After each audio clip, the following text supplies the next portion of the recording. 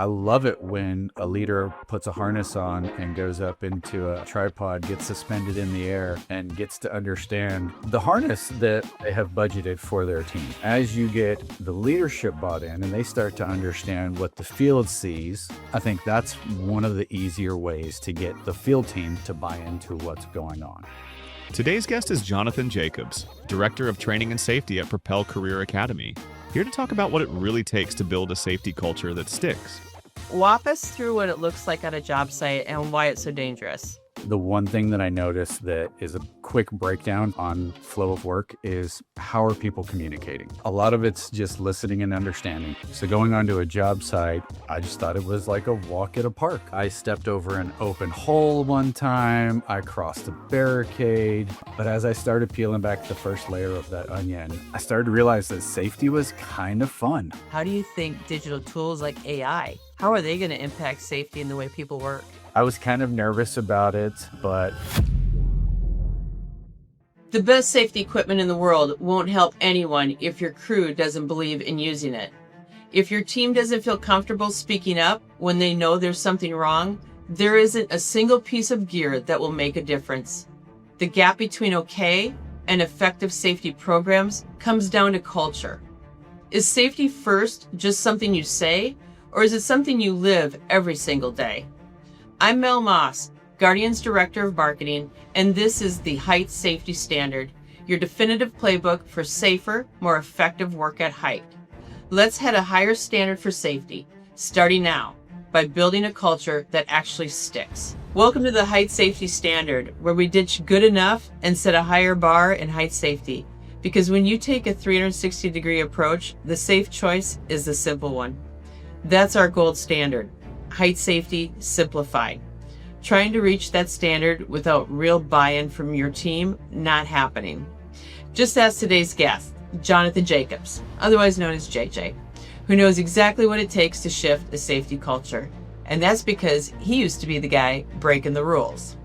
JJ told us that early in his career, he was the reason for the new safety posters, the guy who always found shortcuts and pushed boundaries. But after a mentor helped him gain a deeper understanding of safety's importance, he became one of the industry's most effective voices for building safer cultures. As Propel Career Academy's Director of Safety and Training, he's helped companies transform their approaches in getting workers to comply and, more importantly, care. Welcome to the Height Safety Standard, Jonathan. Let's set a higher standard for safety by building cultures that actually work.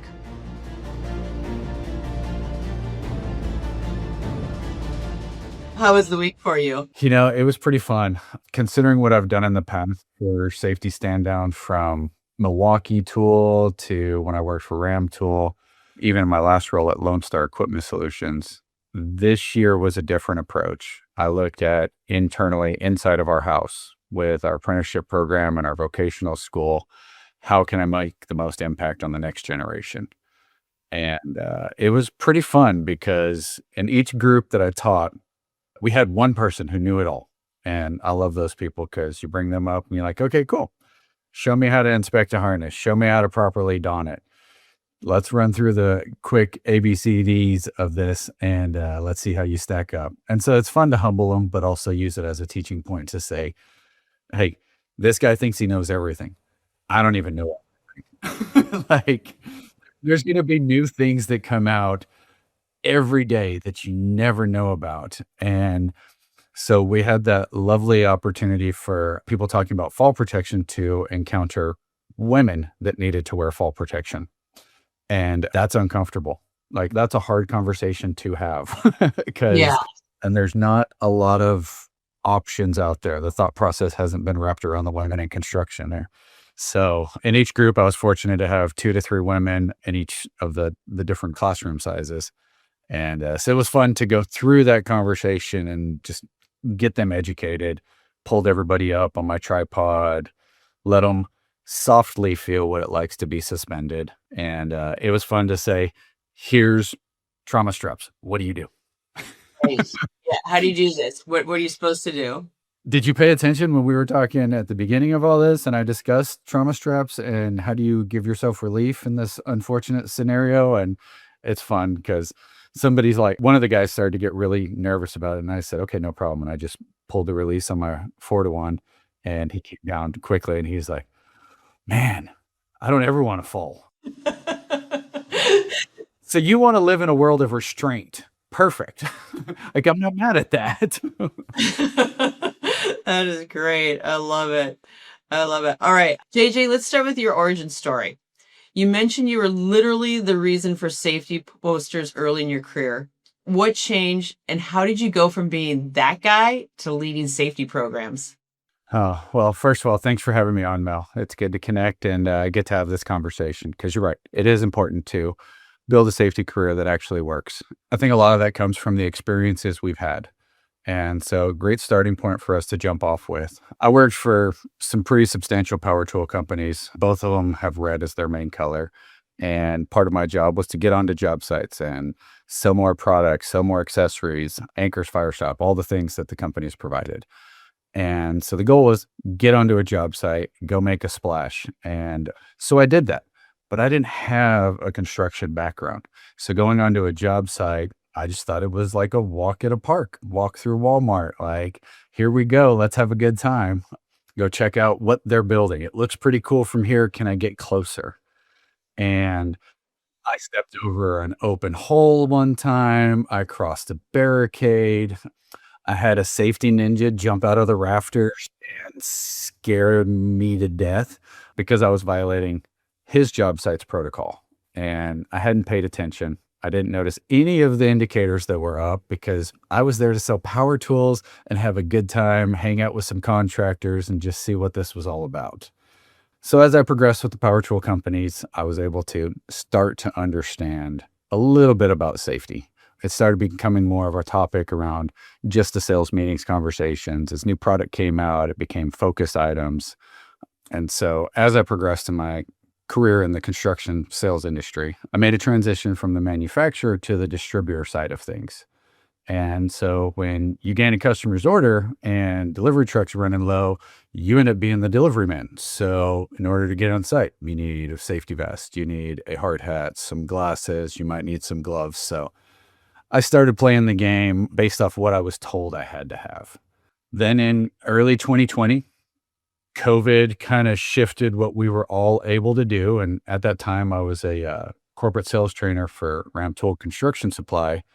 And our team couldn't travel anymore. As we figured out what COVID meant for sales engagement, we all got claimed as essential workers pretty quick, but we couldn't go across state lines and we couldn't fly. And so the safety team, Kelly Heathington, was one of the main guys that just poured into me because we had free time. We couldn't make all the customer sales calls. So we started sharing what we were working on. And it got to the point where Kelly and the other safety team members would just send me leads and say, hey, I need you to go talk to XYZ customer and I need you to go sell them on Type 1 helmets. So because I got thrust into this, it was pretty tricky. I had to figure out what's a Type 1 helmet even mean? Like, what have I got myself into? But as I started peeling back the first layer of that onion, I started to realize that safety was kind of fun. It was neat to see the innovation that was coming to the field and that was going to help keep everyone safe on the job site. And so as we all progressed in COVID, we all learned new skills and safety became one of mine. Got the chance to go do some pretty awesome trainings, fall protection, confined space related, and it started the fire. And now that fire's flaming and just out there safely, obviously, fire extinguishers and fire watch tags and but All those good things. Yeah, I can 100% relate with that and kind of reflect back as the first time I ever walked on a job site. And I did a few of those first missteps too. It was like, can't do that. The ninja will get you. absolutely, because there's a safety guy watching all the time. All the time. All the time. So when you walk into a job site or a facility for the first time, what are the signs that you look for as clues about their safety culture? Are there signs? I mean, Yeah. that's a real easy one. There's some mandated ones, your OSHA sign, your state's work rights signs. But I love it when they spell it out and give you the infographic that says you need composite toe or steel toe shoes, all the way up to the type of head protection that's being required. I'm a big fan of seeing that And it's just a great way to clearly indicate to everybody. I also love it when I get invited to a job site and I hear about their weekly, their bi-monthly, their safety talks, where they're bringing the whole job site together to discuss a topic of safety. Matter of fact, this morning, I walked a job that I'll be doing a training on in a couple weeks, met with the safety team, talked about what do they have going on in this project. And it's a good way to understand what their needs are from a training perspective, but then also what are these young men and women that are on the job site faced with? And when I get my opportunity to train them, can I impart something with them that's going to help keep them safe? So I'm looking for posters. I'm looking for a strong safety culture. If the company or the GC or even the project has gone as far as to create a hard hat sticker, I love that because every guy wants to put a sticker on his hard hat. It's our merit badges of what we've done in the trades. And guys like struggle to give up a hard hat because of the stickers they've earned on it. So I love seeing them as a safety sticker on instead of just a power tool company or some silly industry specific sticker. But I'm looking for those types of things. I guess the other thing that is a great indicator of what their safety culture is, as soon as you see your first safety person, do they recognize you? Do they come by, introduce themselves to you? If they're busy, got a clipboard, talking to a group, that makes sense. Like they can't stop what they're doing. But as a safety professional, a lot of times I see that a new person on site means an opportunity to go set the record straight. Like, let's make sure you saw the poster up front. Hey, did you sign in? Right. What are Right. we doing today? Because that shows that they've got an active eye on what's going on. And we'll probably talk about it, but with safety culture, everybody does what they're supposed to when someone's watching them. Right. And you mentioned a little bit about the eyes and the voices too. So a significant barrier in safety is workers sometimes not feeling like they have a voice in it. Walk us through what it looks like on a job site and why it's so dangerous. Whew. I've been fortunate to see a lot of job sites, a lot of different scopes, sizes, and the one thing that I noticed that is a quick breakdown on flow of work is how are people communicating? The general contractor is going to have their form of communication down to all their subcontractors and specialists that are on the site. But then how do all of the specialists communicate? It drives me crazy when I go onto a job site and I see scissor lifts up in the air and it's multiple trades and it doesn't look like there's any kind of a game plan on how me as the electrician and you as the mechanical contractor are not going to overwork on top of each other. We're not going to be inside of each other's close radiuses because everybody's got a goal to hit. Now, I've been to some really cool projects where they've got an offensive coordinator, if you will, that says, okay, mechanical, you have to do this. Electrical, you're doing this. Plumbing, you're doing this. And oh, don't forget, we got carpenters and structural guys in there too. So let's game plan. I need to see your schedule of work and your schedule of work so that way we know when we're going to have overlap. And so do we plan to change our schedule? Do we change the hours that we work? But we build a proactive plan in order to get the work done so that everybody can go home safely. But then there's those job sites where it looks like it's bumper cars on scissor lifts. It can. Like, Absolutely. okay, I'm going to get my whistle and I'm going to stand back. Like, well, I should just stop, please. It's getting a little dangerous out here. Oh, yes. Yeah. Let's talk about building a safety culture from scratch. Walk us through the first steps on how that can be done. A lot of it's just listening and understanding. And all the times I've gotten to engage in the starting process of a safety culture, it's been important to stop and tell me about your business. Show me about your business so that way I can get a better grasp of it. Are we looking at just a construction site that falls under OSHA 1926? Or do we also include general industry, OSHA 1910? Because a lot of companies have both, but their safety manual doesn't reflect it. And so it's just understanding what is their business, what are their goals. Is this something that they're trying to be proactive? The company has started to grow.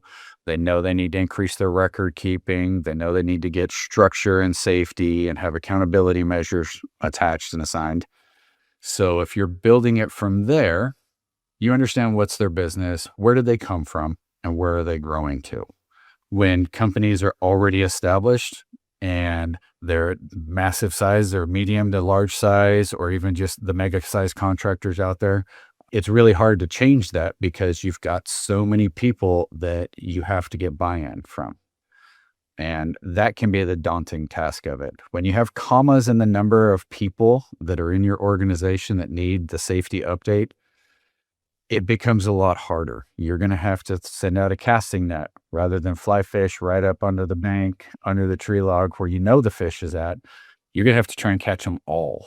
Now that you've got the comma in there too, and you're talking about leadership, you've got to get the leadership bought into these programs and you're ready to roll out this new safety culture, then how do you get the crews excited about it too? Because like you said, now you've got a larger net. Oh, absolutely. Like leadership is typically a boardroom size meeting.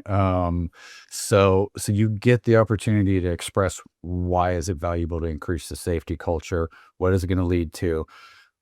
Profitability and staying on schedule and reducing the outgoing dollars. So you can get the buy-in at that level.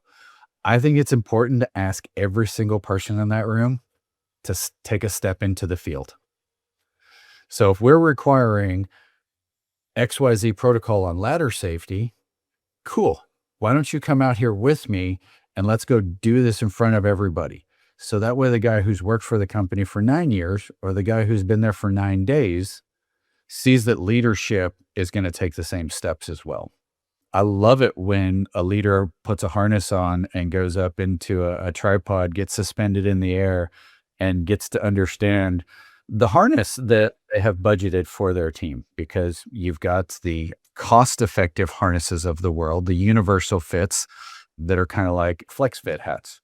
They fit for the most part, but not every head's designed for it. Just like not everybody fits in the universal size. And so when they get to feel and understand what is it like, they're like, okay, they might rethink that, okay, so the padding on the back actually does matter. Mm-hmm. And having one that fits our team member that's 5'3", but also fits the right size on somebody who's 6'5". There's a lot to say about that. And so as you get the leadership bought in and they start to understand what the field sees and what the field endures, maybe that's a strong word, endures, but what the field goes through in their daily walk on the job site. I think that's one of the easier ways to get the field team to buy into what's going on. I've seen some pretty innovative reward systems, kind of like a loyalty program, if you will. We all have them for Chick-fil-A and the different things that we want our points on, airline miles, hotels. But I love it when you get that at the contractor level. So hand a foreman. One example I've seen is a poker chip style. Each color of poker chip had a different value. The foremans, the superintendents, and the safety team on site all had different increments. And the goal is to go out and reward people for doing the right thing, for doing the safe task, for pre-task planning, understanding what is their hazard, and asking the question of, can we take the need for fall protection out of the equation? Can we bring the item down to the ground and work on it? Can we follow the hierarchy of fall protection here, please? Those guys and girls walk up to them, hand them a chip and that they can redeem at the free goods store, the safety store, because they may want a nicer pair of safety glasses or whatnot. And maybe they just want a power tool or something that could be in that store. But it's a great way to get some buy-in. I like to build people up rather than tear them down. Having been in the training space for pretty much my whole working career, I've had much better results when I can take somebody, point out what they're doing great, elevate and discuss where they're coming up short, but rather than making an example of them, everybody gets to learn. And now I've got that person's buy-in. The next time I say, hey, we're going to do it this way because I'm about to blow my whistle. So let's. And speaking of blowing your whistle, then how do you handle the accountability when someone does break the rules and you are blowing the whistle? What does that look like in practice? It's tough. I mean, when you think about contractors and what they were 20 years ago when I started into this industry to where we're at now, you've got a lot of personality differences. You've got a lot of change in what you can and can't say and how you handle things. So depending on the severity, because everything's a scale with an infraction, when you miss an opportunity to be safe, it could be that you took your hand off on a ladder while you were climbing up because you wanted to take a picture. Is it the scariest thing you could have ever done? Probably not. However, in that moment, you put yourself at risk. So that's when you say, okay, come on down here. Hey, give me 3 minutes, everybody. This is exactly why we're not going to do this anymore. No big deal. Hey, buddy, I'm going to make a note in my book about this. I'm not raking you over the coals over this one. We just taught everybody something real quick in 3 minutes. Thank you for being my volunteer. Now, everybody, let's get back to work. That's excellent. But I also think that the person that works to my left, the person that works to my right, the person in front of me, the guys on my floor, my crew for that application, those guys I've got to hold accountable as well as I expect them to hold me accountable. We all have those friends in life that tell us the things we don't want to hear, but we need to hear. And we love those people till the end of time because they are so much in tune with us that they're going to call us out. They're going to get us back on track, but they're also going to recognize when something's off. And that's what the people in my crew on my floor are, is we're all on the same team. We've all got the same goal at hand. So I want to make sure that you're doing it safe so that I can do it safe and everybody else gets safe. And then, oh, by the way, stop works really aren't fun. We don't get to work. We get to sit around or we get to go home and most of the guys performing the work are hourly. So they want those hours. So don't mess with their hours. So let's stay safe and let's go home. I do have a little bit to add to that as far as like the safety culture and when speaking up about it. Recently, I attended the TEEX Fallen Workers Memorial. Okay. And that's an awesome thing that TEEX and OSHA have put together. It's time in the year where they're going to remember the workers that have fallen, lost their lives in construction. And it's a sobering moment because you hear from the family that's able to voice how their life has changed. And this year was pretty emotional.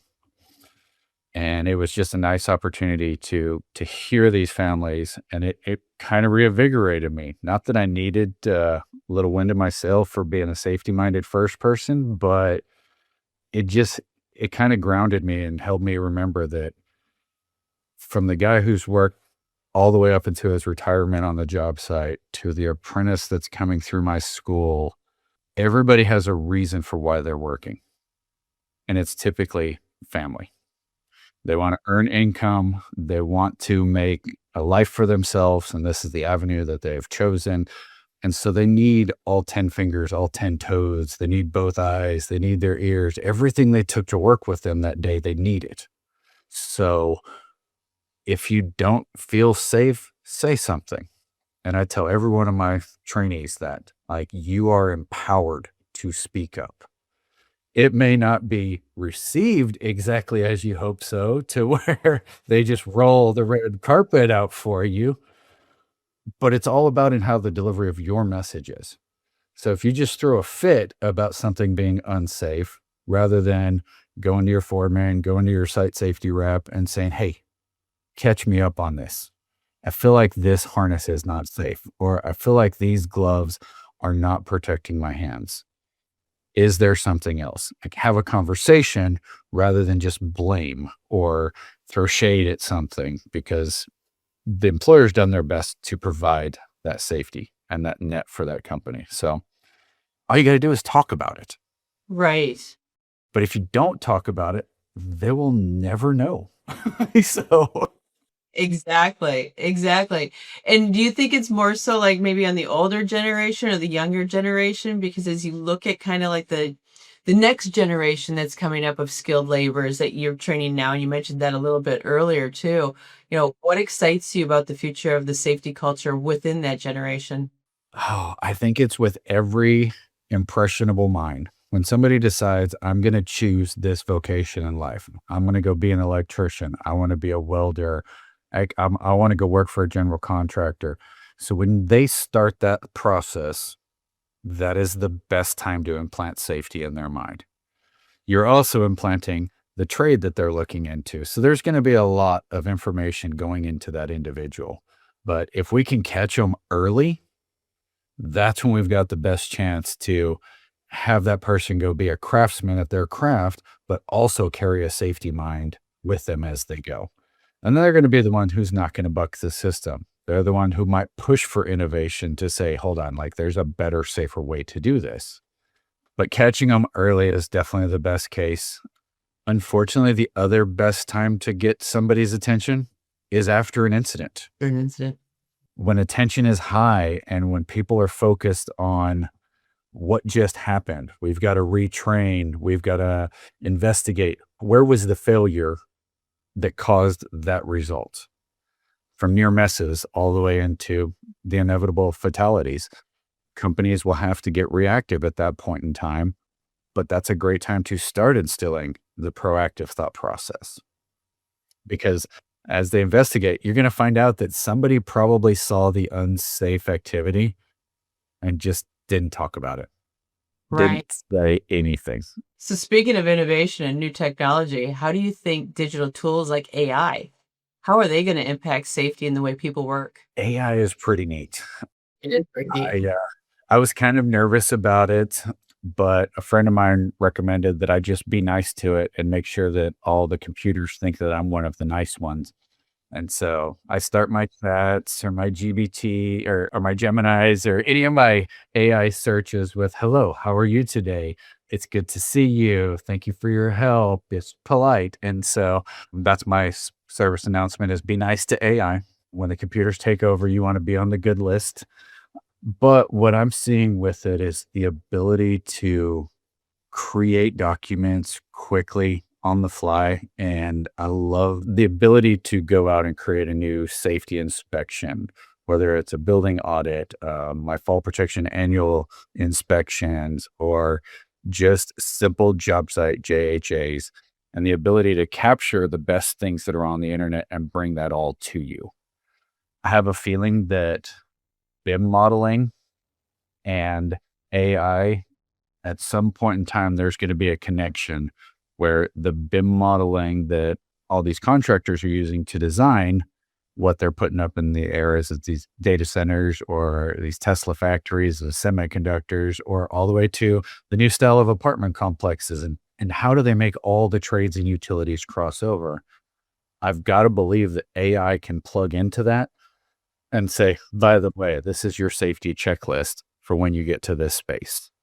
And I think that would be a great way to start building safety into the job bids and then the awarded packages and then what goes on to estimators. And that if all of those pieces can be connected, it's going to give that contractor the best leg up on quickly and safely providing the best safety system they can, because it'll reduce a lot of the noise. 100%. And excellent perspective on that. Had not thought of it from that angle, but I love it. JJ, thank you so much for showing what it takes to build safety culture that actually works. If listeners want to learn more about Propel Career Academy's safety training programs, where do they need to go? It's pretty simple. Just Google Propel Career Academy and it'll land you pretty quick and easy. We've got our landing page with some opportunities to check out what we're doing. With all media, you've got to constantly evolve it. So we're looking on fresh perspectives that we can add to our website. And then, of course, we cannot forget about all the social medias, whether it's Facebook, Instagram, LinkedIn. I think those are the three main ones. I haven't been invited to do any TikTok videos, so I don't think we have TikTok as of yet. Okay. But yeah, we're pretty easy to find. We are located in San Antonio, Texas. Military City, USA. We're right close to the airport. And yeah, we love San Antonio. Thank you. Thank you. Absolutely. That's a wrap for today's conversation. Thank you so much for tuning into Height Safety Standard, where we're ditching good enough and setting a higher bar in height safety. Because when you take a 360-degree approach, the safe choice is the simple one. If you want to explore more ways to set a new height safety standard, visit guardianfall.com to explore our compliance resources, training programs, and digital tools, including Gabby, your 24/7 AI height safety assistant. Or visit guardianfall.com/podcast to explore more episodes and get our fall protection inspection checklist. Let's set a higher standard for height safety, starting now.